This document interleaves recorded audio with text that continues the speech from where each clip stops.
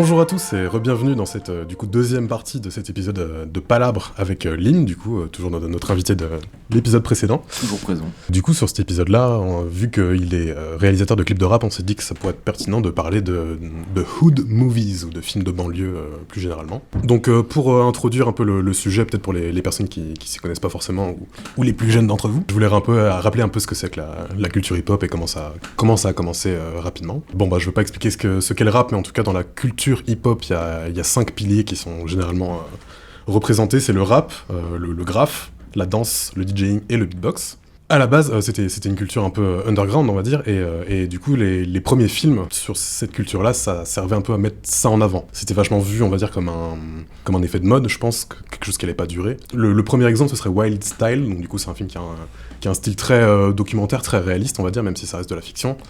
Mais toutes les personnes qu'on voit dans ce film, ils vivent vraiment ces trucs-là, et c'est scénarisé, certes, mais c'est pas très éloigné de leur véritable mode de vie, et du coup, c'est des films qui mettent en avant le graphe, le rap, la danse, le DJing, le beatbox, comme je le disais, mais aussi, du coup, les altercations avec la police, la discrimination, et ce genre de choses. Dans la foulée, il y a 2-3 autres films, du coup, qui développent un peu les mêmes trucs, donc je les cite rapidement, c'est Beat Street, Breaking et Crush Groove. Moi, c'est des films que j'ai découverts du coup quand j'ai communiqué un peu avec toi sur le sujet du podcast qu'on est en train de faire. Donc je connaissais pas avant, mais je pense que c'est important de connaître, de voir où ça a commencé. C'est ça. Parce que là, on est d'accord, c'est années 70 voire 80. 80, début 80. Ouais. Okay.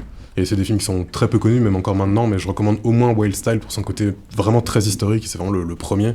Il y a vraiment ce côté, c'est presque pas de la fiction tellement il faut décrire un peu cet univers-là. Et ce qui va vraiment permettre au rap aussi, à la culture hip-hop en tout cas, de prendre l'importance que ça a pris dans les années 80. Il y a une émission qui s'appelle Yo sur MTV Europe, donc je tiens à le dire, la toute première émission sur le rap dans le monde, c'est une émission française qui s'appelait Yo du coup, et qui invitait des rappeurs, qui parlaient un peu de la culture graphe, danse et compagnie. Cocorico.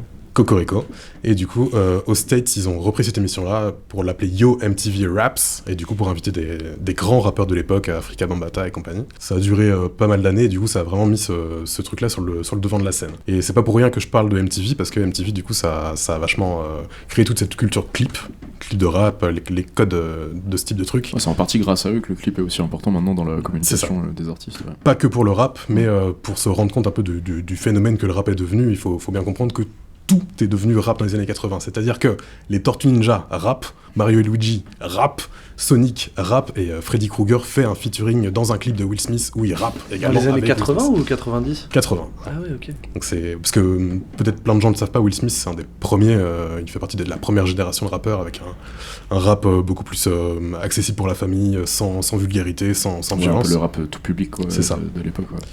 Et voilà, donc faut bien se rendre compte que le rap, ça prend toute la culture américaine sur cette décennie-là, mais c'est vachement vu comme un effet de mode qui va disparaître, blablabla.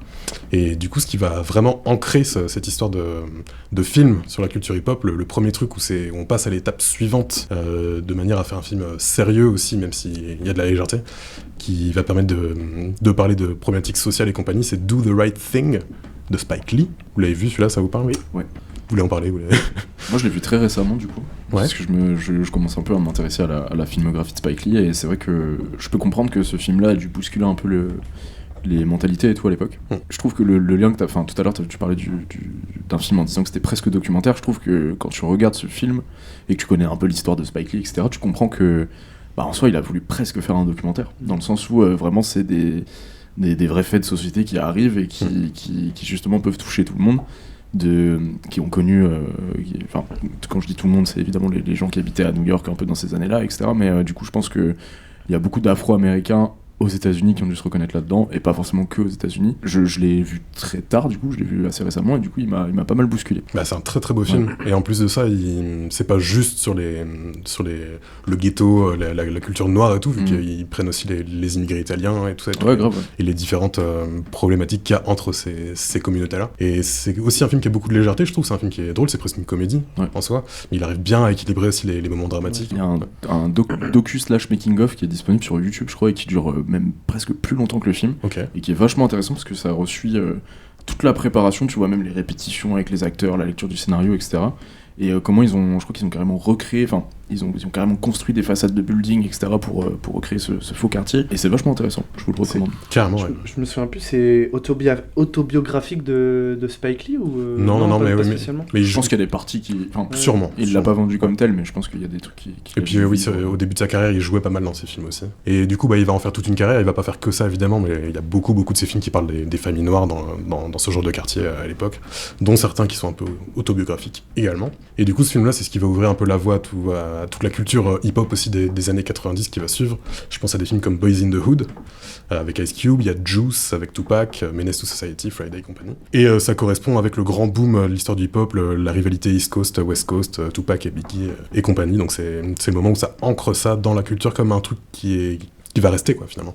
Un vrai impact social aussi. La décennie 90, c'est là où le rap s'est confirmé, quand même. Enfin, ouais, c'est l'âge d'or. Pour moi, quand on parle du rap américain, c'est cette décennie-là. C'est pour ça que j'étais étonné, tu sais, que tu me dis, c'est dans les années 80, tout devient rap. Moi, le rap, c'est associé... On va dire dans les années 80, plus que rap dans les années vraiment 80. Aussi sur la danse et sur le graphe, et tout ce truc-là. Ouais. Tout le monde connaît, je pense pas avoir besoin d'expliquer Tupac et compagnie. Et, Léon, peut-être.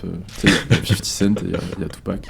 Ils sont tous les deux dans le chiffre. Pas sur la même génération. Mais justement, en parlant de 50 Cent, dans les années 2000, du coup, il y a un espèce de shift, parce que finalement, il y a beaucoup moins de films sur la culture hip-hop, dans le sens où la plupart des films ne parlent que de musique. Donc je pense à 8 Mile. C'est beaucoup plus des biopics, en fait, Notorious, le film sur Biggie, et le biopic du coup de 50 Cent également. Et du coup, c'est souvent que des biopics de rappeurs, et c'est que des trucs qui parlent de musique, et du coup, on oublie un peu plus le côté danse, graphe et compagnie. Et c'est beaucoup plus des blockbusters, on va dire, entre guillemets. Du coup, tout ça pour amener à l'époque moderne, parce que c'est vrai que c'est un genre qui a pas mal stagné pendant cette quinzaine d'années-là. Et là, du coup, on en arrive, déjà, il y a eu Straight Outta Compton, le biopic de NWA qui a fait beaucoup de bruit, qui correspondait au 3e album de Kendrick Lamar et également au nouvel album de Dr. Dre que tout le monde a attendu pendant 20 ans. Donc ça a été un gros mouvement culturel, on va dire, qui est revenu à ce moment-là. Et du coup, Moonlight, gros film d'auteur de Barry Jenkins, qui est très très beau, et qui pour le coup a les couilles de partir encore un peu plus loin, qui raconte du coup l'histoire d'un jeune mec de cité qui deal de la drogue et tout, mais qui vit ça à travers son homosexualité.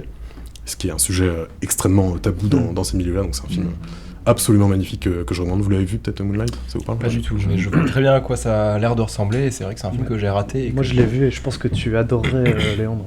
Il est magnifique, hein.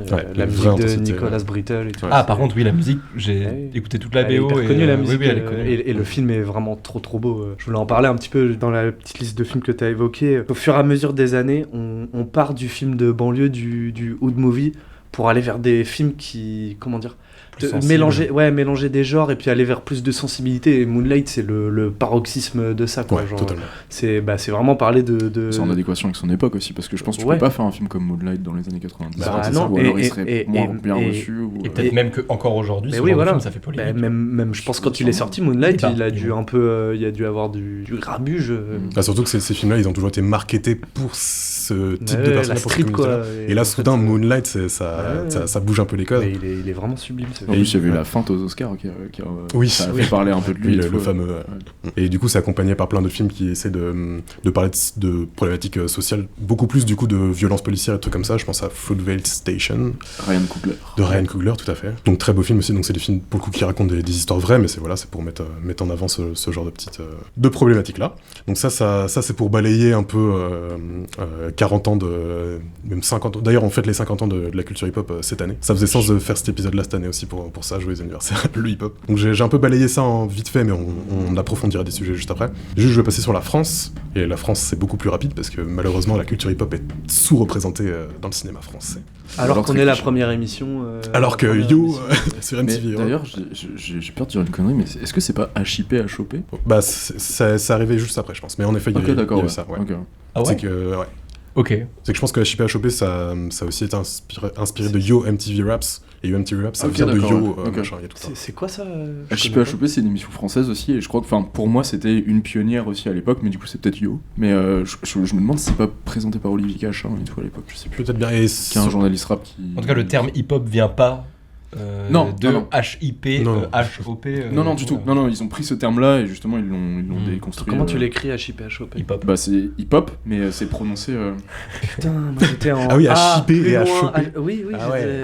j'étais. J'avais d'accord. jamais J'en pensé. comprenais rien, j'étais en mode what the fuck. Genre shipper. Arrête Oui, de oui, le oui. choper. Ok, d'accord.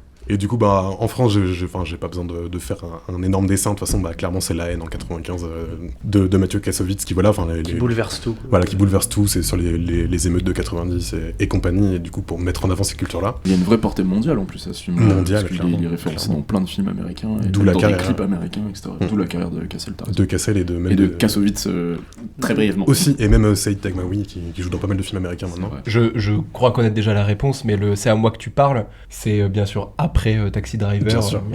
Et c'est ça, c'est que du coup, La haine, c'est un film qui est très très stylisé. Le noir et blanc, c'est pas un hasard. Référencé. Il y a très référencé du cinéma et surtout il y a beaucoup d'onirisme un peu dans ce film. Il y a des trucs un peu surréalistes. Bah, il y a un travelling compensé, non le transtrave. Ouais. En haut de la tour Montparnasse ou alors avec la tour Montparnasse en vue, je crois, justement. Ils sont sur une sorte de balcon. Ils sont sur un balcon, ouais, c'est c'est ça. ça.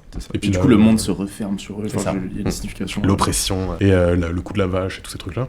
Et du coup, c'est un peu à mettre en parallèle avec le seul autre film de l'époque qui parlait de ça aussi, qui est sorti 2 ans après, c'est Ma cité va craquer, de Jean-Pierre Richet, qui est son premier film également. Donc c'est un plus petit budget, c'est un beaucoup moins bon film. J'en parle parce que je l'ai vu hier soir, exprès. C'est sympa quand même, du coup c'est un parti pris beaucoup plus réaliste. On est beaucoup plus proche du quotidien des jeunes dans les cités de cette époque-là. J'allais dire bon c'est moins bien, mais en même temps c'est un premier film et c'est un petit budget, mais La haine est aussi un premier film et aussi un petit budget. Mais bon, je recommande ces 2 films-là et c'est un peu les 2 seuls au final de cette époque-là pour parler de ça. Parce que dans les années 2000, au final, Banlieue 13, Yamakasi, c'est quoi, on va parler de Fatal de Michael Youn. Là, c'est quand la culture rap a été limite parodie, c'est un grand Ouais, mot, mais parodie, quand bah du si. coup, ouais, c'est moins des gens qui ont voulu faire valoir leur culture plus que ah bah tiens ça marche, on va faire des Surfons films là-dessus. Ouais, exactement. Ouais. Totalement. Et du coup, dans l'aspect positif de ce truc-là, il y a quand même le film d'animation Lascar que je voulais recommander, qui est adapté de la série Canal+, là. Et lui, pour le coup, ok, c'est une parodie de ce genre de milieu, de ce genre de gens, mais par contre, c'est fait hyper intelligemment. C'est un très très bon film, très drôle. Et du coup, il faut attendre encore 15 ans pour qu'à l'époque moderne, on ait un vrai revirement de ces trucs-là. Donc évidemment, vous savez de quel film je veux parler, c'est Les Misérables. Là, je pense à Athéna aussi de Romain Gavras. Ouais. Il y a Suprême, le biopic de NTM. Mais pareil, il a fallu quand même plus d'une décennie pour quand même commencer à prendre ces trucs-là au sérieux et essayer de les mettre en avant. Donc j'ai pas vu la série validée, mais je pense que ça touche aussi à la culture. Sachant que ces films... Bah non. J'allais dire qu'ils sont beaucoup plus tournés vers l'aspect social et les problèmes de société en fait qui pèsent dans ces milieux-là. Mais en soi, c'était déjà clairement le cas dans La haine, par exemple, ou quoi. Ça montre que rien n'a changé. En fait, en 20 ans. Non, mais en tout cas, j'ai l'impression que La haine, c'était quand même beaucoup plus tourné vers les problèmes des personnages principaux dans leur tête et dans leur combat quotidien ou quoi, alors que je trouve que les nouveaux films là qui parlent Athéna, Les Misérables ou quoi, ça se concentre pas sur des personnages vraiment principaux, c'est vraiment genre c'est un film de société. C'est un film de société en général et il n'y a pas vraiment de personnages principaux. Il y en a un forcément qui raconte l'histoire évidemment, mais ça se concentre beaucoup plus sur un quartier en fait, plus que sur un personnage précis avec son intrigue à lui. Sur des banlieues plutôt que des gens dans les banlieues, même si bon c'est. Mais par contre, c'est sur La haine, c'est sur un fond de société évidemment. Ouais. Alors que là, je trouve que Les Misérables, pas forcément Bac Nord ou quoi, mais en tout cas.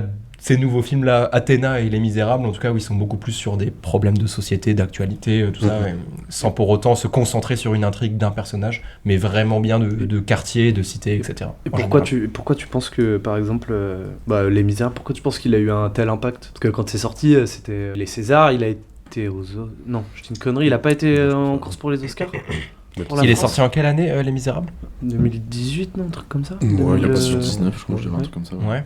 En vrai, je sais pas, je pense juste que c'est des problèmes de société qui sont, hélas, toujours d'actualité, qui parlent de la misère sociale, qui parlent de ces quartiers défavorisés, qui ont besoin d'être mis en lumière, en fait, que ce soit à travers les médias, à travers tout ça, et justement des problèmes sociétaux qui n'ont pas de mise en lumière à travers les médias, et qui, du coup, grâce à des personnes comme Lajli, tout ça, qui viennent de ces quartiers-là, qui ont le pouvoir et la richesse culturelle de pouvoir mettre en lumière à travers le cinéma ces problèmes-là sociaux, font naître en fait des très bons films avec un point de vue justement qui donne la parole à des quartiers en fait, à des gens, parce qu'en plus il fait jouer en plus les gens de ces quartiers-là, etc. Et du coup on n'est pas dans l'imitation ou dans l'incarnation de ces problèmes-là, on est vraiment avec des gens concernés. Enfin, il y a vraiment un aspect documentaire, je trouve, dans ces films qui ont un vrai impact un aspect documentaire dans le réalisme qui fait que la violence est hyper réaliste, et c'est pour ça qu'il y a un côté film coup de poing qui du coup marque au César, etc. Ouais, surtout qu'il a énormément divisé aussi. Il a divisé, oui, pour l'aspect parti ou quoi, mais en tout cas, je trouve, pour changer des médias, car ils n'ont pas, et c'est le cas, je le pense, l'opportunité d'avoir une libération de la parole dans les médias, ils n'ont pas une place, ces gens-là, dans les médias, et bah c'est à travers le cinéma et à travers le talent de ces personnes-là, de ces réalisateurs-là, que du coup, bah, ces films ont de l'impact, parce que c'est rare quand on peut avoir autant de lumière sur des problèmes comme ça, quoi. Un film de banlieue, mais un film social, mais qui est réalisé par un mec de banlieue aussi. Donc, et qui donne le point de vue de la police aussi, ce qui est extrêmement rare. Et c'est vrai que c'est assez rare. Qui se fait une étude de cas, en fait. Il fait une étude de cas, et il laisse le spectateur, en fait, avoir son propre avis. Ouais, avec la fin ouverte, etc. Avec la fin ouverte. Mais il y a aussi, tu vois, Bac Nord a beaucoup plus fait débat que Les Misérables sur certaines positions. J'ai entendu les polémiques, mais j'ai pas vu. Sur certaines positions qui peuvent être politiques ou quoi. Et en fait, je pense qu'à partir du moment où tu décides de raconter des histoires qui sont ultra d'actualité et qui clivantes, et bah et que je pense qu'en écrivant le scénario, il le savait déjà. Après, se faire un avis, je pense que dans les deux cas, que ce soit Les Misérables ou Bac Nord, il y a forcément du bon et du mauvais des deux parties, on va dire, et que dans tous les cas, même si je ne prône pas l'aspect fiction et qui excuse tout, mais dans tous les cas, ça reste des histoires qui sont racontées à travers une idée, une envie scénaristique, et que du coup, ça ne reste, même si c'est vraiment imprimé de la réalité, tout ça, mais ça reste des personnages, ça reste de la fiction, et l'envie de raconter une histoire à travers des personnages, et donc calquer la réalité en France telle qu'elle est aujourd'hui dans ces films-là, et bah ça peut être une erreur, comme ça peut être aussi l'intention du réalisateur, donc voilà, ça reste un vrai débat clivant, mais avant tout c'est du cinéma, et du coup il faut faire attention, et c'est là qu'est la différence entre la fiction et le documentaire. Et ces films-là ne le sont pas, documentaires. Tout à fait. Et d'ailleurs, il me semble que Lajli, il a aussi écrit Athéna, de Romain Gavras, je crois. Et c'est un peu la même bande, un peu tout après, ça. Ils ont tous les deux fait partie de Courtrage. Voilà, c'est là que je voulais en venir. Je pense que les deux ont dû s'échanger des scénarios, etc. pendant leur film. C'est qu'il y a ce truc-là de Courtrage, mais du coup, de petits collectifs de mecs de cité qui ont fait des petits courts-métrages dans les années 90 et qui ont pu se lancer dans le cinéma grâce à ça. Ils ont fait du clip et compagnie. Et maintenant, ils ont même ouvert une école. Ils ont ouvert une école, ouais. Des cracks, en vrai. Genre, c'est les représentants un peu ils ont beaucoup fait de ces cultures-là dans l'art français. Ouais, grave. Ils ont beaucoup fait pour le mouvement hip-hop, enfin hip-hop, je sais pas. Même la culture. Mais ils ont beaucoup fait pour cette culture, la culture du clip, et même de montrer que c'est eux qui ont révélé Vincent Cassel au final. Totalement. Vincent Cassel, c'est les premiers courts-métrages dans lesquels il joue, c'est alors que pourtant c'est le fils d'un acteur très connu. Mais... Grave, et même Romain Gavras, c'est le fils de Costa Gavras. Ouais, tout à fait. Et même pas de conneries. Kim Chapiron, c'est aussi le fils d'un artiste. C'est ce qu'on reproche souvent aux gars de Courtrage, mais justement, souvent dans les sections commentaires de YouTube, t'as plein de trucs comme quoi il ne serait pas légitime de faire ce genre de film car ils sont fils d'eux. Des vrais mecs de cité. Ouais, voilà, mais bon, à un moment, il faut que les gens le fassent aussi. Je peux comprendre que ça gêne certaines personnes, mais je trouve ça bien que ça ouvre la porte, peut-être pour des gens qui sont peut-être encore mieux placés pour le faire. En attendant, ils ont fait passer le message et ils ont montré qu'il y a le plafond de verre à briser. Ouais, et ils ont montré que ça peut marcher aussi, parce que Les Misérables, c'était quand même un succès, si je dis pas de conneries. Et là, il y a Bâtiment 5 qui vient de sortir, que j'ai pas encore eu l'occasion de voir. Mais tu vois, Les Misérables, je trouve qu'il a un succès... parce que d'actualité, parce que social, et comme beaucoup de films d'ailleurs qui traitent pas forcément le sujet de la cité, ça peut être les agriculteurs, c'est plein de choses, mais en tout cas du moins les films sociaux ont toujours de l'impact en France parce qu'on est très très très à l'écoute de ce que les réalisateurs pensent et écrivent de la société en France. Mais je pense que Les Misérables, il a aussi une chance, et en même temps ça a été voulu, d'avoir été coup de poing. Et en vrai, je trouve que moi, du moins, ce qui m'a personnellement le plus marqué dans ce film-là aussi, c'est la violence à l'image qui a été mise en scène et traitée de manière très, très réaliste. Aussi d'avoir fait, et tout ça pour plein de raisons, d'avoir choisi aussi non pas des acteurs, mais dans la figuration et dans les acteurs ou quoi, toujours des vrais gens en fait, des vrais gens et tout. Et en fait, c'est un super film aussi, il est super bien écrit. Ah non, mais il est hyper bien écrit, et ce qu'il raconte et tout, je dis pas le contraire, je dis pas que c'est pas que parce qu'il est social qu'il a marqué ce film, c'est aussi parce qu'il est violent et photoréaliste dans tous ses aspects. De par tous ces choix-là, tu vois. Autant violent, c'est que en tant que spectateur, tu te rends compte que c'est pas une violence fictive aussi, dans le sens où ça a dû arriver à des gens et ça c'est arrivé. Et il flirte. Ce film, il flirte entre le documentaire et la fiction, et c'est pour ça qu'il fait autant débat, je trouve. Et c'est pour ça, pour parler de Bac Nord, que je trouve que les gens sont très impliqués et très critiques vis-à-vis de ces films-là. C'est mon avis.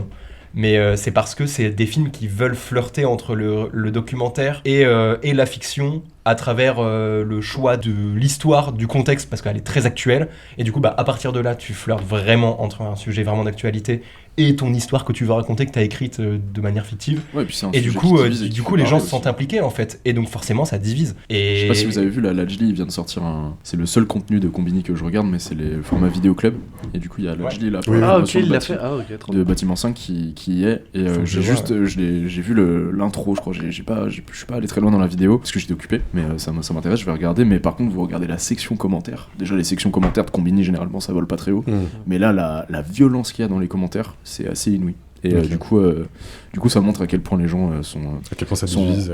à quel point ça divise et à quel point les mentalités vont d'un extrême à l'autre, justement. Bien sûr, Et tous les trucs que tu as dit là, Léandre, c'était déjà vrai dans Ma Cité va craquer 20 ans plus tôt. bien sûr. C'est bien des sûr, trucs bien qui ont toujours été là, il y a juste la façon dont tu la montres en fait. Et la manière dont tu la mets en scène, exactement. Et en Et fait, cette violence-là, je veux dire, elle est déjà. Enfin, Ma Cité va craquer, c'est le dernier quart d'heure du film, c'est une émeute non-stop, sans dialogue, c'est que Ouais, la ouais, violence bien sûr. en montage alterné, avec un clip de rap en plus. En fait, je trouve en que parallèle, genre. les images d'aujourd'hui dans ce genre de film et de cette nouvelle génération de films de cité ressemblent énormément, et aussi parce que c'est des mecs qui viennent du clip et tout. En fait, s'inspirent énormément de tout l'univers, juste Gavras, tu vois, genre Athéna, en vrai, genre c'est... Athéna, la- c'est encore autre chose. Là, c'est un péplum. non, mais la Oui. séquence d'intro, non mais... moi j'ai vraiment beaucoup aimé ce film Ah ouais. d'un point de vue metteur en scène, enfin mise en scène, esthétique et tout ça, parce que c'est vraiment un gros plan séquence, c'est une prouesse technique, et puis en plus ça c'est magnifique visuellement, bref. Est-ce que je peux faire une aparté qu'on mettra Vas-y. dans un de mes clips? Il y a un des acteurs principaux d'Athéna. Ah ouais. Voilà. Celui Ok. qui joue le frère du milieu, je crois, il y a 3 frères. Ok, un ouais. petit, un moyen, un grand, celui qui a les cheveux longs. Il est dans un de mes clips. Bah, le Il plus joue vénère, bien, en plus, c'est le ouais. plus Le vénère. plus énervé Ouais. et celui qui a une fin tragique à moitié. Ouais, bah ouais, Et, ouais. donc Ouais. voilà, Il joue très bien. j'ai déjà rencontré. Et il était cool. Alors c'était un figurant qu'on reconnaît à peine dans le clip, etc. C'est l'ami de l'artiste pour lequel je faisais ce clip-là. Mais du coup je l'ai connu avant Athéna. Et c'est en voyant la bande-annonce d'Athéna que je me suis dit mais non, c'est lui. Et du coup c'est marrant, le monde est petit. Du coup, est-ce que vous trouvez que le cinéma de cité, les clips de rap, ça décrit une vision réaliste des banlieues en France? Alors, on n'a pas grandi dans des banlieues, donc on n'est peut-être pas les meilleures personnes pour... Ouais, je sais pas. Bah, Voilà, mais vous trouvez que c'est pertinent comme... Les Sables d'Olonne ça compte pas, Martin. Est-ce que vous pensez que c'est une vision fantasmée? Ou est-ce que... Non, mais Alors c'est ce que les gens reprochent au cinéma de Gavras justement, de fantasmer cette banlieue, etc. Mais qui le reproche? Bah, Les gens de la banlieue ou les gens qui ne vivent pas dans la banlieue? Des sombres gens sur internet, je ne Ouais. sais pas d'où ils viennent malheureusement, mais oui, c'est un reproche qui a beaucoup été fait au cinéma de Gavras. Après, moi je pense que déjà, je trouve ça pas très bien, mais c'est explicatif. Enfin, quand Les Misérables est sorti, on l'a beaucoup comparé à La Haine, parce que c'était le seul élément de comparaison qu'on avait alors que le film avait 20 ans.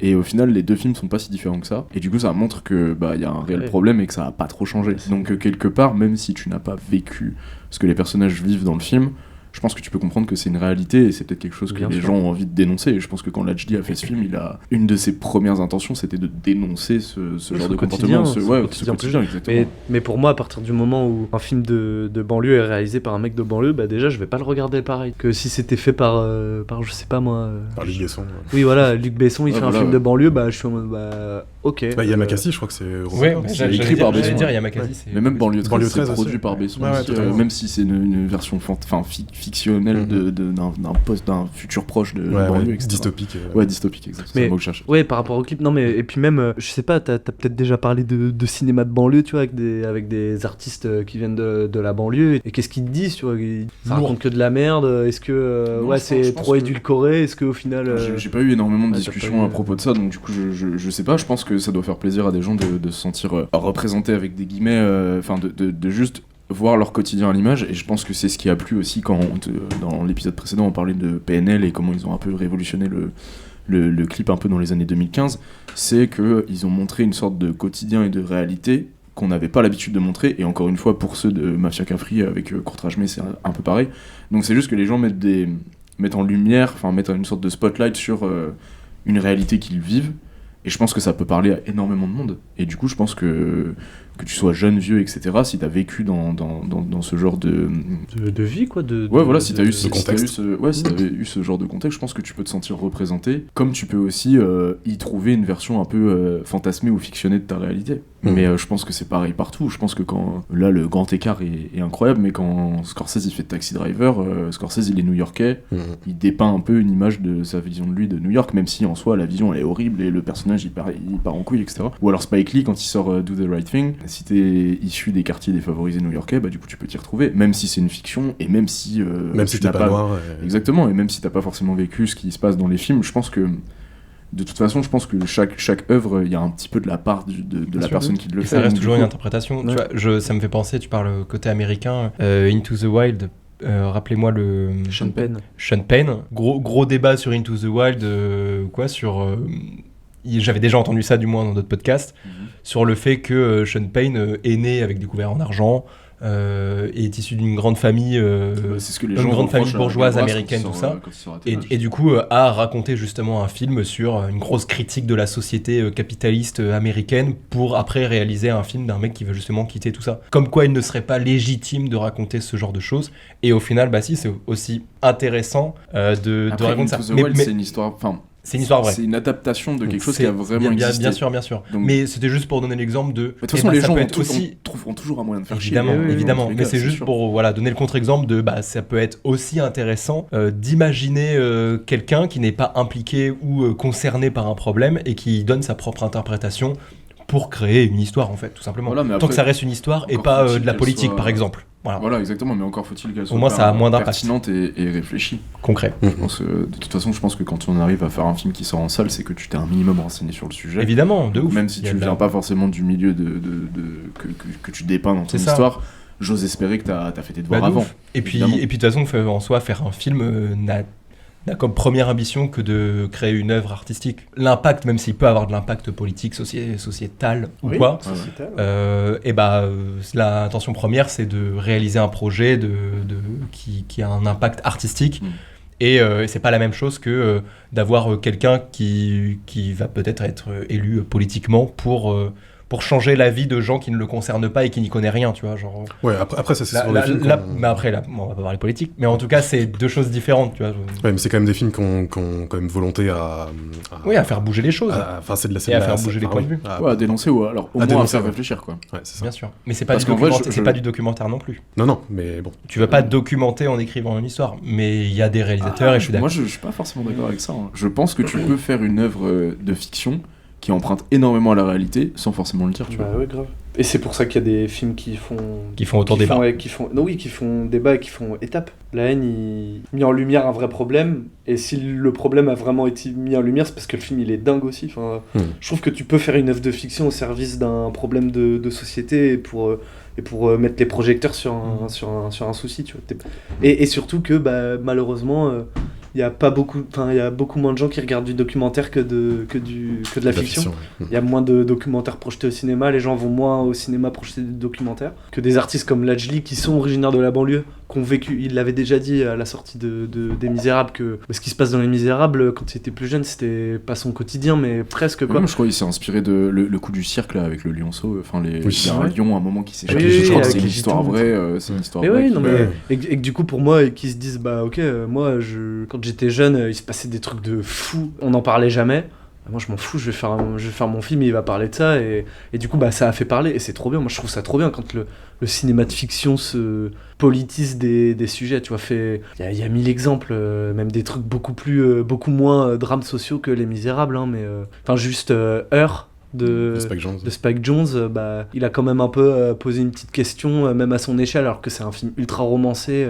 Il a un peu quand même posé une question. Après, c'est pas le propre de l'art sur la solitude. Si, mais du coup je trouve ça bien, moi, que le cinéma il oublie pas cette possibilité là d'être important, tu vois, de pas juste faire un film pour faire un film, et de faire un film pour moi il y a ça me titille la société, pour moi il y a un problème, hop, je vais parler de ça, tu vois. Je trouve ça important, et je trouve que la fiction peut être un super moyen de parler de ça pour choquer en plus. Enfin, je pense que même la fiction peut être encore plus choquante que du docu si jamais c'est bien. Moi je pense que c'est plus frappant, oui, c'est sûr que d'aller dans un excès et qu'en fait c'est le public après qui se dit ah mais en fait c'est dans l'excès mais c'est pas si loin du c'est pas si loin du réel quoi. Le personnage de Her de Spike Jonze qui est dans une solitude extrême et c'est pour ça qu'il tombe amoureux d'une IA. Je suis sûr il y a plein de mecs ils ont vu le film, ils ont dit ah ouais mais moi j'ai la même life que ce mec en fait. Et il y a des mecs qui sont mariés avec des intelligences. Mais oui mais voilà, mais en fait tu regardes le film, tu dis ouah putain ouais, c'est chaud quand même le scénar et tout, puis après tu vois des trucs dans l'actualité où exactement tu vois des trucs des mecs qui se marient avec des IA et tu dis ah ok en fait la fiction elle peut être et encore ultra tu vois puissante. Lajli il aurait pu choisir d'essayer de parler de ce problème là et de formuler sous forme de science-fiction comme l'a fait Spike Jonze, etc. Alors que lui il a choisi vraiment de mettre les deux pieds dans le plat et de traiter le truc de manière très brute, et je pense que c'est pour ça qu'il est aussi violent et aussi coup de poing aussi le film, parce que ça fait réel et parce que ça flirte avec le documentaire quoi, genre il y a un film que j'ai trop envie de voir, j'ai jamais vu, je sais pas s'il est aussi critique sur mais je crois que c'est un film de banlieue, c'est Gagarine. Toi, tu l'as vu, toi? La BO. Ah, t'as pas vu Comment le tu film? Gagarine. En gros, c'est un gros film de science-fiction, mais en banlieue. Mais comme Attack on the Block, mais pour le coup, Attack on the Block, c'est une comédie. Ouais. Attack the Block, c'est une comédie. Mais là, je crois que Gagarine, c'est vraiment un film de science-fiction français en plus. Je crois qu'en fait, il y a un peu l'utilisation, je l'ai pas vu, mais je crois qu'il y a l'utilisation de la science-fiction pour dénoncer un peu les castes et le... Ah comme tous les films dystopiques, de toute façon, c'est toujours le parti principal. Et on se rend bien compte que de toute façon, d'une culture à l'autre, les problématiques sont les mêmes. Dans la question du réalisme de ce que ça dépeint, ces films-là, si on prend les films américains, au final, c'est les mêmes questions. Si on prend des films anglais, c'est les mêmes questions. Sur un point de vue un peu plus léger, moi, je voulais parler aussi de comment le cinéma a influencé la culture hip-hop. Je sais pas, qu'est-ce que ça vous évoque? Moi, je suis obligé de penser direct à Scarface, par exemple. Ouais, c'est sûr, Scarface. Les Affranchis, par exemple. Les Affranchis de fou. En fait, toute cette idéologie gangster qui est un peu cliché maintenant, qui est carrément devenu un cliché. Alors qu'avant c'était grave adulé, mais c'est carrément devenu un cliché, c'est ce dont on parlait tout à l'heure. C'est exactement. Mais j'avoue que Scarface a été adulé et à tort en plus. Et à tort, c'est ça. Au final, Tony Montana, c'est pas un rôle modèle. Il faut pas prendre exemple sur ce gars-là, les gars. Rôle modèle. Le film est génial, mais il faut pas. Il est en dépression, ce mec. Non, mais c'est même marrant que des gens voient Tony Montana comme un symbole de réussite, alors qu'au final, le gars, il a réussi financièrement, mais il a rien réussi d'autre, quoi. Le film raconte l'inverse. C'est un gros loser, il galère avec les meufs. C'est marrant le fait que ce film-là soit autant adulé, autant référencé, surtout dans le rap français. Je sais pas si ça doit l'être dans le rap américain, mais surtout dans le cinéma français, dans le rap français, pardon. Mais ouais, c'est vrai que c'est assez particulier. Ouais. Je m'étais noté ça pour en parler, mais il y a eu un long moment, je trouve, dans la culture hip-hop et puis dans le clip de rap, où il y avait vraiment ce côté... T'es gangster, tu vois, en mode notre clip il va parler du trafic de drogue, de la violence et de la bagarre, tu vois. En même temps, c'est ce qui faisait vendre aussi au début des années 2000. Voilà, je trouve que ce truc est en train de s'essouffler, et je trouve même, et du coup je voulais parler de ça avec toi vis-à-vis du clip de rap, et on en a déjà un petit peu parlé tout à l'heure, c'est pour ça que je suis content d'y revenir dans la première partie, mais que en fait j'ai l'impression que maintenant les rappeurs assument beaucoup plus de faire du clip beaucoup plus poétique, beaucoup plus créatif, et aussi de mettre des trucs qui, je suis sûr que dans les années 2000, tu pouvais pas mettre ça dans ton clip de rap, genre des grosses références de geek, tu vois, j'ai l'impression que les rappeurs s'assument de plus en plus leur rêve geek, tu vois, la culture japonaise, de super-héros et tout, tu vois, alors qu'avant, c'est dans le cliché, et malheureusement c'était un peu vrai, je pense que c'était vraiment juste nous dans notre cité c'est vraiment le ghetto, quoi, et j'ai l'impression que maintenant il y a une modification de ça, et que du coup même les clips ils changent effectivement, et du coup si tu as un mot à dire là-dessus. Je pense que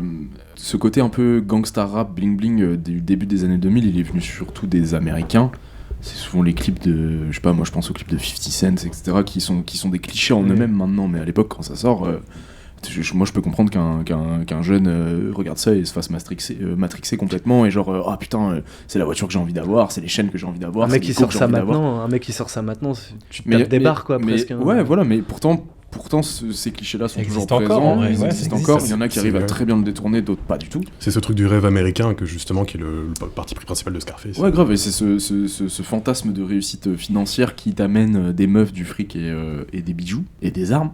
Tout ce qu'on veut. Mais là je le formule de manière très cliché, mais j'ai aussi l'impression que même dans ce qui concerne les lyrics de ce que les rappeurs peuvent raconter aujourd'hui, J'ai l'impression que parler de soi, parler de la dépression, de problèmes de santé mentale, etc., ouais. c'est quelque chose que les artistes sont en train de vraiment de s'ouvrir là-dessus, et même l'auditeur lambda s'ouvre aussi là-dessus et est capable d'accepter ça, d'accepter qu'un artiste parle de ses faiblesses, de ses coups durs, des choses qui vont pas, alors qu'avant vraiment c'était symbole de réussite, c'était street cred à fond. Et après il y avait déjà des MC Solar, Oxmo Puccino, des mecs beaucoup plus sensibles. Ouais, bien sûr, et qui avaient aucune prétention de faire du rap comme ça, et parce qu'il n'y avait pas ce côté ego bling bling. Exactement. Et tout, ouais. Mais maintenant ça devient plus normal, en effet, ça devient plus démocratisé.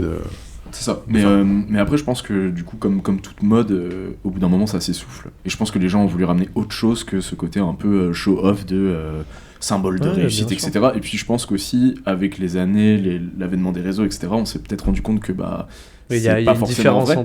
C'est pas forcément vrai ce que les rappeurs racontent. Et du coup, ça, c'est tout un débat de est-ce que quand tu rappes, tu te dois d'être 100% réel et d'être de représenter quelque chose vraiment le plus vrai possible, ou est-ce que au contraire tu peux te permettre de faire comme les ricains et d'entertain et de grossir les traits, de dire que t'as flingué 5 mecs, etc., alors que c'est pas du tout vrai. Donc il y a toujours ce débat actuellement, mais c'est vrai que maintenant c'est pour ça que visuellement et merde, dans le contenu de ce que les gens racontent, les gens, j'ai l'impression, s'ouvrent un petit peu plus à des choses différentes. Et du coup, je pense que oui, c'est peut-être plus facile d'assumer maintenant une référence à des animés, des choses comme ça, de la pop culture, jeux vidéo et compagnie, qu'avant, où alors t'avais vraiment des codes à respecter, et du coup, ta crédibilité en dépendait, parce qu'à l'époque aussi, il faut savoir qu'un clip, t'en sortais genre 1 voire 2 par projet, et c'est tout. Et c'est la seule image que les gens vont avoir de toi avec ta pochette. Donc du coup, tu te dois d'être le plus vrai dans ton personnage, en quelque sorte. Alors qu'aujourd'hui, maintenant, tu fais une story Insta. Oui, les gens ils voient comment t'es en vrai. Tu peux plus prétendre à être autre chose. Et du coup, je pense que c'est pour ça qu'il y a une nouvelle voie qui s'est créée, c'est celle de vouloir raconter des histoires avec les clips aussi. De raconter quelque chose qui n'a rien à voir ni avec leur vraie vie et ni avec l'image d'artistes qu'ils se sont donnés. Enfin... À un moment, le rap, quand ça a émergé, c'était vraiment un outil de dénonciation et de vérité, en fait. Tu rappais ta vie, tu rappais ce que tu vivais, etc. Et je pense que maintenant que ça s'est popularisé, et c'est même quelque chose que les gens reproche au rap, mais du coup maintenant tu peux te permettre de rapper pour faire autre chose que dénoncer, pour inventer des histoires, pour raconter quelque chose qui n'est pas ta vérité, et c'est ce que les gens reprochent à beaucoup d'artistes, d'être soi-disant faux, soi-disant tu n'es pas assez ceci pour raconter cela, etc. Et donc du coup c'est des débats un peu après à voir si c'est futile ou pas. Mais c'est que le rap était toujours rattaché en fait à la culture hip-hop, là où maintenant c'est plus un outil que tu peux utiliser dans ta musique. Voilà, c'est ça, mais maintenant tout le monde écoute, avec des gros guillemets, mais tout le monde écoute du rap. Le rap, c'est la musique la plus écoutée par les jeunes en France. Donc du coup, il y a du rap pour tout le monde, et c'est sûr qu'il y a des raps pour les petits bobos du 7ème à Paris, et il y a des raps pour les gens des quartiers qui veulent vraiment avoir leur vérité. Le rap est vraiment devenu en soi la nouvelle musique en fait de c'est la nouvelle pop, c'est la disco des années 70, c'est le... Et encore, la peut-être d'époque, mais oui. Si, 70, ouais. Mais la disco, c'était un truc qui est... C'est le rock des années 2000 et c'est le rap d'aujourd'hui, tu vois. La différence étant que justement la disco c'était comme tu disais éphémère. Alors que nous, ça fait 50 ans que c'est là. Enfin, le hip-hop est là depuis 50 ans. Ça fait depuis 2010 que c'est top tendance Spotify certes, tous les jours. Final, des grands avant groupes. les années 2000 c'était plus du rock et puis tout ça quoi. Ouais, mais dans les années 80 et 90. Certes, mais tu vois, aujourd'hui on parle encore de groupes comme IAM ou NTM, eux ils sont là au début, fin des années 90, tu vois. Donc oui. au final, mais ils existaient déjà. Ouais, bien sûr, ouais. Comme tous les genres musicaux en soi ont toujours existé, c'est juste ils ont leur grande période et je pense qu'en fonction des décennies il y a toujours un grand genre musical au box-office. Je pense qu'il y a toujours un grand genre musical par décennie, tout ça. Et c'est vrai que ça fait plus de 10 ans, du moins je pense, que c'est le rap qui plaît aux jeunes, en fait, qui plaît aux jeunes. Et parce que ça a remplacé, entre guillemets, le rock. Ça a remplacé le rock, et puis c'est tout à fait normal aussi. Après, maintenant... Les rap stars sont les nouvelles rockstars. C'est ça. Et c'est pas quelque chose de mal en soi, c'est toujours les goûts de chacun, les tendances ou quoi, et de toute façon, les tendances, je pense, sont éphémères. Est-ce que le rap continuera toujours autant à plaire et sera toujours dans les tendances encore dans 10 ans? Ou est-ce que ce sera comme le rock, comme la pop, comme la disco, comme tout ça? Il y a la K-pop qui arrive en force. Non, mais c'est vrai, je déconne pas. Genre, oui. Et ce sera jamais top 50 Spotify. Mec, la K-pop, c'est déjà dans le top 50. Ça l'est, mais ça ne sera pas pendant 10 ans, tu vois. Et j'en sais rien. Est-ce qu'il y a 35 ans, les gens se disaient que le rap serait le genre numéro 1 au monde, mec? Oui, et puis surtout, ça c'est des genres qui sont tous chacun cloisonnés, mais justement, le truc de la K-pop, c'est que ça mélange tous les styles, c'est que t'as autant de rock, d'électronique que du rap, et ça mélange tous les types d'instruments possibles et d'influences. possible, en fait. on le disait tout à l'heure, mais même le rap aujourd'hui, ça veut presque Mais c'est plus ça. rien dire, parce que du rap, t'as du rap très engagé qui dénonce De des ouf. choses, et t'as du rap, Slamé. les superstars Et t'as tout américaines le monde qui fait racontent aussi plus du rap, grand-chose, tu vois, genre, Ouais, et en- tout le monde rappe aujourd'hui. tu vois, genre même pour parler du YouTube game, tout ça, mine de rien, tous les grands influenceurs, les mecs d'internet, tout ça, quand ils se mettent à faire de la musique, C'est que du rap. C'est ouais. que Tous du les rap. Squeezie et compagnie. ouais, de ouf, genre... Mais Mais parce c'est qu'ils aussi- viennent, ils c'est un viennent de la phénomène de hip-hop, société. oui, ils viennent de Non, mais la c'est parce hip-hop que c'est- génération aussi, du coup. Il y a ça, mais il y a aussi le fait que c'est ce qui est bankable et c'est ce qui marche aussi. Donc moi je fais partie de l'équipe de com de Squeezie, il veut faire de la musique, je vais plus lui conseiller de faire du rap que de faire Bah oui. du folk, évidemment, par normal, exemple. tu vois. Et en même temps, on dit ça, mais en même Même temps, si je il, ne conseillerais il pas à sort Squeezie de faire du rap. très déguetté. Oui. Euh, Même ça, avec- c'est une vanne, quoi. Oui, c'est une vanne, un mais en sketch. attendant, il fait un. Oui, mais en attendant, il a sorti un le- banger, la- là. La mais- parodie Ozone, là... Ouais. Ouais, mais en attendant, il a sorti un album de rap et on n'en Et a pas ça- parlé de ouais, l'album c'est de rap clair. de Squeezie. Mais tu vois, bien ou genre... pas C'est bien ou pas Je- T'as jamais écouté j'ai pas pour, écouté.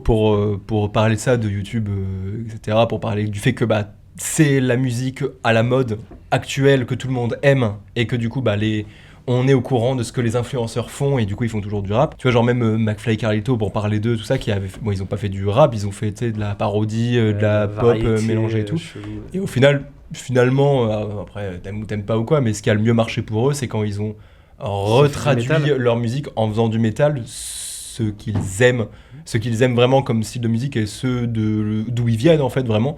Et bah oui, ça avait une meilleure gueule, même si je pense que beaucoup de métalleux chiraient littéralement à la gueule de ça. Ouais, au moins, ils ont fait un truc qui mais leur au moins ressemble, voilà, ils qui sont leur pas ressemble. forcés, Et ça a beaucoup mieux marché, tu vois. J'avoue, je connais pas trop l'histoire de McFly et Carlito, mais je pense que si c'est un genre qui leur plaît plus déjà de base. Bah en fait, ces mecs-là, Ils ils auraient dû viennent faire- de, Ouais, viennent de ça, tu vois. Ouais, j'avais cru comprendre que oui, ils avaient un groupe et tout à l'époque, ou même ils avaient fait de Ils la étaient radio. chroniqueurs, ouais, radio et tout, on carrément. parlait de ça, tu vois. Donc Et sauf ouais, les qu'ils gars, ont- si vous voulez faire de la musique, faites ce qui Bah vous plaît. ouais, et Faites ils pas ont du voulu rap faire de parce la qu'il faut pop faire du pour rap. surfer. Mais par contre, Et c'est c'est ce que hyper les gens intéressant parce que reprochent c'est les- justement aux artistes d'aujourd'hui, c'est Ouais, que du bah coup, oui. il y en a plein qui se mettent à rapper Mais- parce qu'il faut rapper, tu vois. Mais Donc, là, c'est un peu ce qu'ils ont fait McFly et Carlito, mec. Je suis sûr que dans tout ce monde-là, YouTube, les nouveaux influenceurs, je suis sûr que c'est jurisprudence, quoi. Genre, les mecs, ils ont trop fait de la merde parce qu'ils ont fait pas quelque chose qui leur ressemble et ils ont voulu faire de la musique d'aujourd'hui. ouais, et- moi je vois ça un et peu comme des boomers qui essaient de parler à des. Bah- Parce que bah leur public oui. est très jeune Bah, aussi, bah, tu vois. bah, donc, oui, c'est Mais ça. t'en as pas Mais- un qui rappe pas, mec, mais- genre vraiment. Bah oui, c'est ça. Ouais, mais du au coup, final, je pense que oui, mais les au gens, final, ils il y en vont a faire pas un qui est pas attention. ridicule aussi. Donc là, tu vois le souci aussi. Il y en a tu vois. pas un qui est... Qui n'est pas ridicule. Il y en a pas un qui n'est pas... Oui, oui. Ouais. Ah ouais, il y en a aucun là dans les. Bah, cite-moi un youtubeur qui rappe. Je sais pas, moi j'écoute pas leurs Ah, albums. voilà. et tout. Mr. V, je peut-être pense. Ouais, voilà. Bah, j'avoue que oui, en le disant, je me suis dit ça, mais même Mr. V, il y en a qui le critiquent, tu vois. Même si de au ouf. final, Eh Mr. bah, V a parce toujours qu'il sort été. il sort de Cacaproute et il fait un album de rap puis, Ouais, c'est bien sûr, sûr, les mais premiers après, dogs, tu vois. Mais après, en soi, Mr. V, le rap est pas arrivé comme ça d'un coup sur sa chaîne et Oui. il a toujours été influencé par Ouais. ce truc-là, il en a toujours un petit peu parlé. Oui. Donc du coup, je sais pas s'il est légitime Et oui, ou pas, c'est pas à moi de dire Michou ça, qui tu va vois. faire du rap, Mais c'est ça, ça plus fait que Ça, c'est un rire. peu plus risible, tu vois, parce que du coup, bah, c'est un phénomène de société et du coup, il faut faire du rap. Mais c'est Oui, comme puis si parce demain... que les autres le font, faut le faire aussi. Quoi. Mais imaginons dans un monde imaginaire, en 2018 sort Les Misérables, c'est un carton mondial en France. Je peux te dire qu'on aurait eu 14 Misérables depuis, tu vois, par exemple. Mmh. Mais ça a Et été ça un aurait été- carton, mec. Non mais Un carton mondial, non tu mais veux genre dire, ah un oui. carton incroyable Comme tel les- que comme on va- Intouchables. Ouais voilà, genre ah putain on va faire que des films comme ça parce que c'est ce qui plaît aux Français, tu vois. Mhm. Et du coup on aurait eu une chier de bébés misérables qui auraient essayé de surfer sur cette tendance là. Après, Athéna, Bâtiment 5, elle commence en fait. Cette, Oui, mais c'est Ouais, la comment même team, tu vois. C'est la même team donc c'est Oui, peut-être bien un sûr, petit ça peu va, tu vois, plus oui, oui. légitime en quelque sorte, tu vois. Mhm. Mais C'est pas Guillaume Canet qui a essayé de refaire un... C'est parce que un aussi le affiche, ciné- tu vois. c'est parce que aussi le cinéma français, il est un peu. Les portes elles sont un peu fermées aussi. hein. drame C'est- social et voilà. C'est compliqué de, ouais, mais en soi, moi, je trouve le de drame monter des social, ça films. rentre Les Oui. Misérables dans Non, mais cette- je- Ah, totalement. Je parlais plus, sans parler de genre, je parlais plus de gens. Oui, de que- spectateurs, quoi. Genre Non, pas de spectateurs, box-office et tout ça. d'équipes. Que les films français, bah, c'est un peu tout le temps les mêmes personnes, c'est un peu tout le temps les mêmes Oui. producteurs, c'est un peu tout le temps les mêmes Mais t'as aussi réals. du renouveau en soi. Tu vois, t'as la team de la cité, t'as maintenant la team du cinéma d'horreur de genre aussi qui commence à grandir. Oui, mais Il y a c'est. plein de nouvelles choses, tu vois. Oui, mais c'est vraiment. Avec le film Vermine là. Oui, Ouais, mais ouais, c'est- voilà, tu Il y en a vois. plein d'autres. Mais c'est tout nouveau, quoi. Je pense Et c'est que- des jeunes générations, tout ça. Mais tant Bah mieux ouais. parce que ça donne la parole à des gens qui ont pas forcément Bah oui. qui n'avaient pas forcément. Et puis ça la parole prouve avant. à quel point on en a marre d'avoir tout le temps les mêmes merdes Ah tu sais, bah. qui cartonnent au box-office. Mec, Genre, au cinéma, ça intéresse avec plus personne les en fait. bandes annonces, mec. Bah je ouais. crois. C'est vrai que les bandes annonces ça a vraiment perdu de ses super. Oh là là. Ça fait longtemps que j'ai pas vu une bande annonce où je me suis dit putain ça me donne là c'est vraiment l'art de la bande annonce quoi. Ça, c'est grave perdu. Ouais, et puis même en dehors de ça, du coup, plus largement, au niveau des styles musicaux, enfin, au niveau des sonorités que tu choisis aussi, je trouve que tous les partis pris du hip-hop et de la trap et des trucs comme ça, maintenant on entend ça partout, même dans des musiques de films, dans n'importe quoi, t'auras genre, tu prends un morceau culte de Taylor Swift qui vient de sortir, ça va être un gros beat de trap derrière, alors qu'elle chante comme une chanteuse de pop, tu prends la BO de Black Panther par exemple. L'ajout de hip-hop dans le film, ça a souvent été un cliché des fois. Ouais.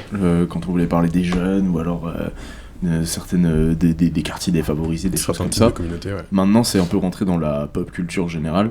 Et c'est plus forcément maintenant tu peux faire un western avec un gros beat de rap, ça a été fait d'ailleurs. Grave, même dans Django, il y a un pense gros à ça. son de. Et Django, c'est plus, Cross et tout, je crois. c'est plus un hommage à la blaxploitation et du coup au western spaghetti et tout, mais du coup il a mis du Rick Ross, du Tupac et compagnie, même Ouais, James il y a du Brown. Tupac dedans. Ouais, Tupac X James Brown, justement. Ouais, c'est ça. Ouais. Il y a une sorte de mashup.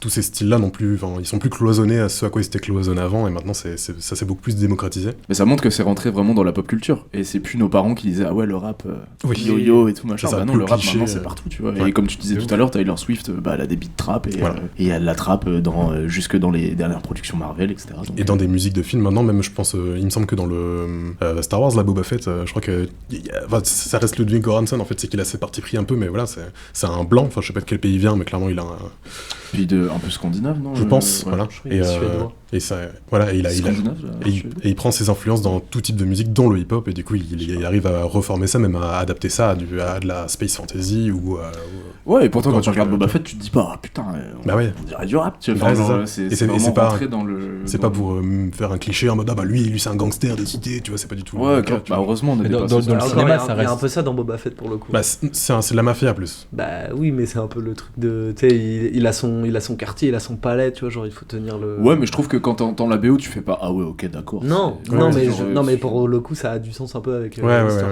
Mais Ouais. oui. Bah, Mais après, c'est le ouais. propre d'un compositeur de trouver du sens entre ce qui Et puis Star Wars, c'est toujours, on s'inspire de tous les trucs, on fait un gros mash-up et on. Dans le cinéma, Ouais, ça c'est- reste. On ça- parle d'une des pires séries Star Wars. ça reste bien intégré, je trouve, quand même. T'auras toujours des compositeurs et des réals qui vont avoir des bonnes raisons d'y intégrer ça au service de l'histoire, etc.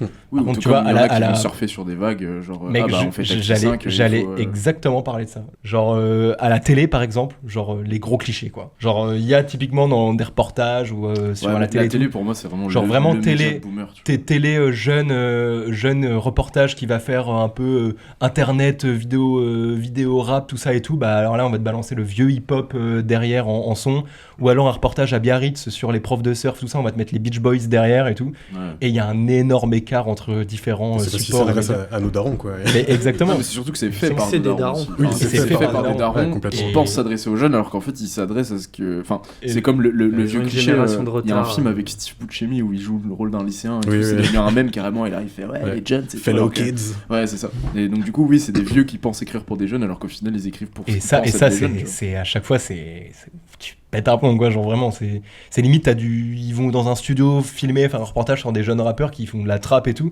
et derrière t'entends le petit son avec du scratch en mode Ouais, années grave. 90, tout ça, Mais genre encore une hip-hop. fois, tu vois, ça Et c'est ouf, quoi. Ça genre, montre que c'est les trop gens. fort. Ouais, mais ça montre qu'ils n'ont aucune connaissance de ce Ah bah dont ouais, ils parlent, de tu vois. ouf. Et je pense que si un gars avait sorti un film comme Les Misérables, sans forcément venir de banlieue, mais sans se renseigner sur ce que c'est, bah du coup on aurait eu un truc un peu risible de la sorte, tu vois. Moi je pense que même si t'es pas légitime parce que tu viens pas de machin ou tu n'as pas vécu ce truc-là, à partir du moment où tu fais un bon taf de documentation, et que tu rencontres des gens et que tu comprends, même si t'as pas forcément vécu, que tu comprends ce que c'est, t'es déjà plus légitime qu'un mec qui dit ah ok on va faire un film de banlieue, bah ok on va prendre des rappeurs, c'est un jeune rappeur et il se retrouve dans une histoire de deal, et enfin là je sors tous les clichés qui me passent par la tête, mais pourtant il y en a des films comme ça. C'est là que tu vois vraiment le bon et le mauvais côté de la chose, quoi. Totalement. Martin, comme d'habitude, tu nous as préparé un petit jeu. Ah j'ai hâte. J'ai trop hâte. Ouais, bah Du du coup coup, Martin, légitime à rapper ou pas? bah, bah, tu vas voir que non. Il n'y a pas forcément besoin de légitimité, il faut juste être bon. Et je ne le suis pas. Et non, bah, du coup, j'ai préparé un petit jeu gênant. Cédric est compositeur et m'a envoyé un petit beat fait de ses douces mains. Et donc voilà, j'ai rappé des petits synopsis de films Putain incroyable. par-dessus. Et voilà, donc il y en a 4. Mm. Et donc on va compter les points et puis il va falloir que vous deviniez les films.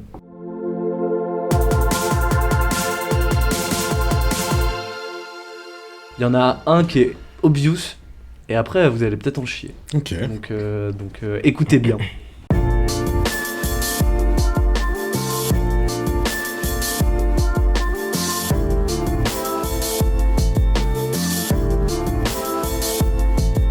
L'astronaute déployant ses ailes vole. Le cow-boy non jamais lui ne décolle. Dans la penderie la réunion se forme. Nos héros établissent leur plan contre l'homme. À la fin du jour, dans la chambre calme, les héros souris n'ont aucune alarme. Et par l'amour, la joie et l'infini, leur histoire est ainsi, tout est dans le titre. Ok, je vais le remettre. C'est pas Cowboy et Envahisseur? Non. Celle sur Mars? C'est ignoble. Oh ouais, de ouf. On dirait, chaud, on dirait une sorte de Mec, fauve bizarre. Ah mec, je l'ai fait. J'ai pas envie de. Je l'ai fait en une prise. Ah ouais, non. J'ai fait, vas-y. mon T'inquiète, bail. t'inquiète. Ah, je l'ai pas, ouais. On la remet.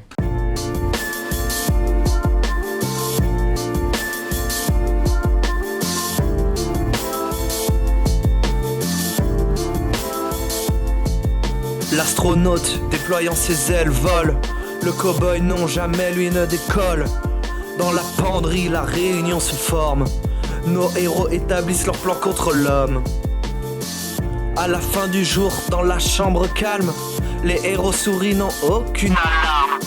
Et par l'amour, la joie et l'infini, leur histoire est ainsi, tout est dans le titre. En fait, c'est le côté joyeux, amour et tout que je comprends pas. J'étais La sur penderie et tout, Narnia. Putain, à chaque fois que je pense à un truc, un élément, bah il est pas du tout dans le reste du texte. Ouais. Du coup. Tout est dans le titre, je pense. Ça, c'est un. Tout est dans le titre. Bah, allez, on va se la remettre une troisième Et fois attends, pour. ils sont contre les humains, du coup, genre. Ouais, contre l'homme. Et il y a un astronaute qui vole dans l'espace, donc c'est. Il y a un cowboy aussi, non? Oh, Gardien de la Galaxie. Nope. Non, mais non. De Jordan Peele. Non. Peele, non? Non, mec. Un cowboy et un astronaute, mec. Firefly, Serenity. C'est pas Cowboy versus Alien, là, Non. avec Daniel Daniel Craig Craig. dans l'espace, tu vois, il y a C'est pas si d'astronaute. obvious. Ouais, mais que tu sais, ça. vu qu'il y a des. Bah, Les aliens, moi je ouais, trouve de ouf là, vous avez. Un cowboy et un astronaute. Oui, Juste ça. oui. Ah, c'est Star Wars, c'est Han Solo, genre. C'est pas Interstellar. Non. C'est un putain de Texan, McConaughey. Hein. Retour vers le futur. Non. Cowboy. Attends, c'est un cowboy et des gens dans l'espace. Ça va, c'est deux époques totalement différentes. Ah du coup. putain, Toy Story. Oui. Ok. Ah putain. Dans la chambre et tout, le placard, ok. Ah ouais, t'es bon. Bien joué. Ok. Bien vu. Ok. Je vais en faire des cauchemars, mec, de C'est ça. horrible, c'est horrible. Allez, on balance. Il y a la des deuxième. gros, C'est la même instru du coup ou Ouais, c'est, c'est tout dans la même. Ah, ok. Il y a un moment, mec, c'est ignoble. Je me souvenais pas que c'était comme ça. Ah ouais. Ouais, même. Mais Non, est-ce qu'on pourra la mettre en outro plutôt que de mettre le générique? On pourra juste remettre. On mettra en outro, on mettra juste. Merci d'avoir écouté. On mettra juste ça. Dans la jungle, l'action démarre en force. Notre héros, un guerrier sans remords. Explosion et fusillade dans la nuit. Un homme contre l'armée, son destin qui le fuit. Soldat d'élite, muscles d'acier. Chasseur de l'ombre, prêt à tout renverser. Sa fille kidnappée, vengeance à l'horizon. Course contre la montre, la jungle devient son pardon. Sa fille kidnappée. Kidnappé dans la jungle. La jungle. Moi je pense à Lost City of Z, je sais que c'est un film que tu kiffes, Non. mais il y a pas de kidnapping. Ouais, c'est pas Tarzan, c'est pas Indiana Jones. Sa fille kidnappée. La jungle, c'est une image. Non, c'est Ok. c'est la La reine jungle. du film. Sa fille, c'est pas Taken. Fille kidnappée. Avatar. Il y a pas de fille dans Avatar. C'est années 80. Ah, Commando. Oh. Avec Ah ouais, Schwarzy. ok, putain. Si. Bah oui, sa Je fille. l'ai vu avec toi, Commando en plus. Mais c'est pas jungle tout du long, quoi. Genre. Ah bah il encule pas mal de gens dans le film. Ouais. Et Avec son il y a quadruple série roquette. aussi, j'ai pas dit. Ouais. Pardon Il y a aussi série, il y a pas que film, il y a Ouais, série. ouais. aussi. Ah oui, c'est Donc Ah, le ok. prochain c'est une série. Ok. Aux États-Unis, des enfants sans filtre. Un humour noir vraiment scatologique, hein. Au premier plan, le gamin malicieux, manipulateur que de plans vicieux. Par la suite, le duo réaliste, aventure insensé relent d'humanisme. Enfin l'immortel dédié à mourir. Série satirique, humoristique. On le dit en même temps du coup. Ouais, à 3. 1, 2, 2, 3, South Park. South Park. Enfance Cato, moi j'ai direct capté Ouais, que c'était pareil. South Park. Et du puis série Amérique, genre tout ça. J'avoue qu'au final, tu l'as un peu le vendu, le truc de la série. Ouais. On aurait plus Ouais, galéré. j'aurais je pense. galéré, Ouais. c'était pas ça. J'ai rien capté. Sorry. Dans ce film, seulement guerre et chaos. N'arrive que des bas, jamais de haut. Marine dans le tourbillon, l'enfer les inonde. Dans cette jungle terrifiante au bout du monde. Quittant la mère patrie, l'entraînement est brutal. Baleine mécanique, veste de métal. Vietnam, jungle mystérieuse et sombre. Cette guerre ne s'est pas gagnée grâce au nombre. Apocalypse Now. Ouais, Apocalypse Now. Non, Full Metal Jacket. Ah, bien. Oh. Baleine. Bien joué. Oui, la baleine, putain, de ouf. Bravo Maël. Oh là. Et c'est parti. Bravo, Maël. Bah, très stylé, franchement. Eh bah mec, Heureusement que juste tu fais des gros podcasts, big up. man. Par contre, big Et up, on est dans le thème, big on up est dans le Cédric thème pour du la rap, on est vraiment dans le C'est thème du rap. Et ça pour ça, en termes de créa, le duo Cédric Martin pour faire du rap, il est incroyable. Voilà. Il y a eu un gros taf de la part de Martin en termes de mixage et tout. Et Release de private, de pre-version. et on mettra en outro, plutôt que de mettre le générique de Palabre, on mettra en outro la version sans vocodeur pour le plaisir de vos douces oreilles. Voilà. Mhm. N'hésitez pas à le reprendre sur TikTok, faire des petites trends. M'afficher, à m'afficher. TikTok. Alright, bah merci Martin pour Merci Martin. De rien, c'était. J'ai perdu, hein, clairement j'ai rien trouvé. Ouais, j'avoue, Cédric. Cédric, On peut rappeler les scores là, s'il vous plaît. Ben 3-1. Ok, merci. Pour qui? Maël. Donc Cédric et Léandre. Cédric et Léandre, la tournée. Allez, bah non, c'est lui qui a perdu, du coup il a 0. Non, parce que Même c'est toi, les t'as deux perdu- perdants du t'as jeu. perdu il y a le 2 jeu jeux, avant. ouais. Maël, t'as pas quelque chose à rajouter Bah, après la masterclass qu'on vient d'entendre, je t'avoue que je suis un peu, j'en perds mes mots quoi. Genre, j'aimerais juste qu'on reprenne 5 minutes pour tout réécouter comme ça. Non, mais, on va pas le mettre, il sera ok. pas diffusé, vous entendrez Allez, pas c'est de- parti. Le cowboy. Et le cosmonaute. L'astronaute. On dirait un début mental qui parle, mec. Ça, on dirait la classe du pays qui font un atelier rap. Ah, c'est que j'ai trop de mal à me concentrer sur la musique et les paroles et à trouver le truc. Le choc. Ah, moi, j'ai jamais entendu quelque chose comme ça de ma vie. Du coup, on arrive à la fin de cet épisode de Palabre. Vous pouvez nous retrouver sur vos plateformes de streaming habituelles et sur le site uppercut-collectif.com. C'était Martin, Léandre et Cédric et du coup Maël. Bah, on espère que c'était agréable à écouter et on se retrouve bientôt pour le prochain épisode. Salut les gars. Salut Cédric. Salut Cédric. Merci l'équipe, merci pour votre Merci. invitation. Merci à Maël. toi Maël. Merci beaucoup Maël. À Bisous. très vite.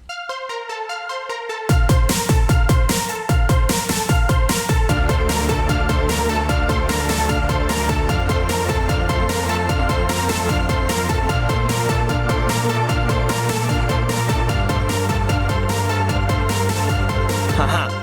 P-A-L-A. Brrr. Palabre. Brrr. Disponible sur toutes les plateformes. Let's go, brrr.